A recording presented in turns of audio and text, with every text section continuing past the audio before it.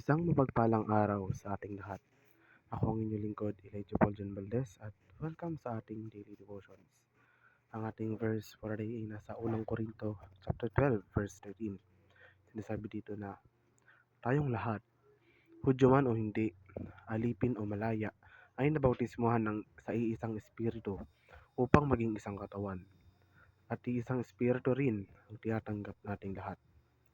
Ang bautismo ng banal na espiritu ay nangyayari kapag ang Espiritu ng Diyos ay dumarating sa isang mananampalataya.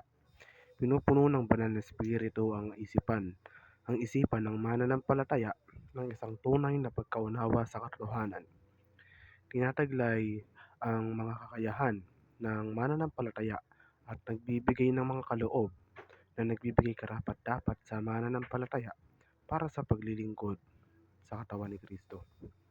Ang nananahan sa presensya ng Diyos ay ang ideya ng banal na espiritu ay nabubuhay sa loob ng mga taong naniniwala kay Jesucristo.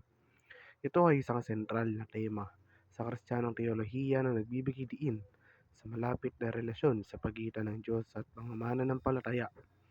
Ang nananahan sa presensya ng Diyos ay ang Espiritu Santo na nabubuhay sa loob ng mga tao. Ang banal na espiritu ay madalas na tinatawag na katulong, mang-aaliw o tagapagtanggol. Ang nananahan sa presensya ng Diyos ay nagpapahiwatig na ang mga mananampalataya ay tahanan ng Diyos.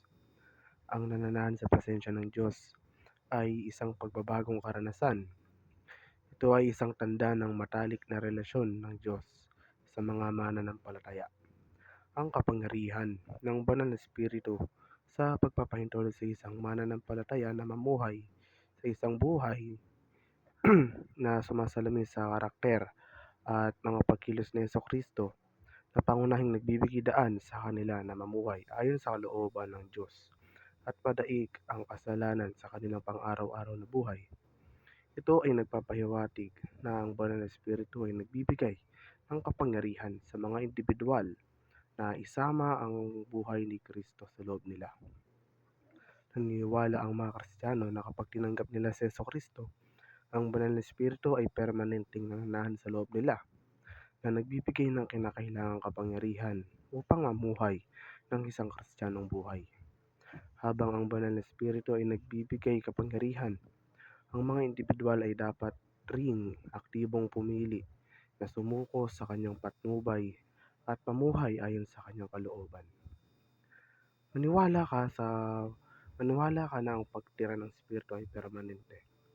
Na kapag tinatanggap ng isang tao si Jesucristo bilang kanilang tagapagligtas, ang banal na espiritu ay naninirahan sa loob nila.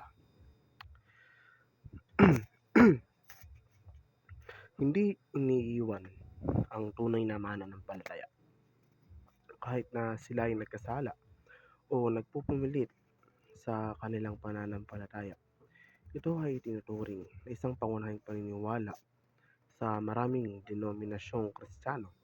Ang permanenteng pagtira ng banal na espiritu ay madalas nakikita bilang isang garantiya ng kaligtasan na nagpapahiwatig na kapag ang isang tao ay naligtas, hindi nila maaaring mawala ang kanilang kaligtasan. Ang banal na espiritu ay laging naroroon.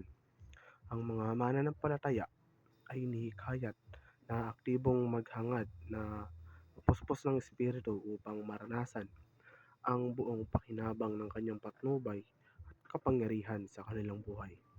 Mamuhay ng isang buhay na sumasalamin sa karakter at mga kilos ni Jesucristo na binibigyang kapangyarihan ng banal na espiritu na nananahan sa loob mo, na nagpapahintulot sa iyo na magsagawa ng mabubuting gawa at mamuhay ayon sa kalooban ng Diyos, na kung hindi man ay maging imposible kung wala ang tulong ng Espiritu.